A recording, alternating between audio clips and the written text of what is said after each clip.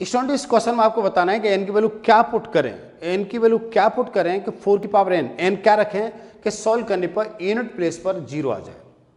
Student हमने fundamental theorem में ये समझा था कि हम किसी भी नंबर के प्राइम फैक्टर्स कर सकते हैं, ठीक है, कोई भी नंबर है उसके प्राइम फैक्टर्स कर सकते हैं। यहाँ पर हमारे पास क्या है, हमारे पास यहाँ पर 4 की पावर n है, यहाँ पर 4 के हम फैक्टर कर सकते हैं तो क्या होगा 2 इंटू 2 आएगा, इस पावर n आएगा।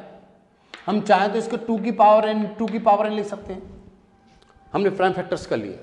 यदि किसी नंबर के प्राइम फैक्टर्स करने पर उसमें प्राइम फैक्टर में 2 भी आता है और 5 भी आता है, तभी सॉल्व करने पर यूनिट प्लेस पर क्या आएगा, 0 आएगा। मैं क्या कर रहा हूं, मैं कह रहा हूं कि यदि यहां पर 5 और होता तो सॉल्व करने पर क्या आ सकता था, 0 आ सकता था। आप लिखेंगे there is no 5 is factor of 4, आप कह सकते हो 4n, ठीक है ना। इसके फैक्टर करने में 5 नहीं आ रहा है, इसके फैक्टर करने में 5 नहीं आ रहा है, इसलिए 0 नहीं आएगा। 0 is not possible of and place, ठीक है ना। एंड प्लेस पे 0 नहीं आएगा।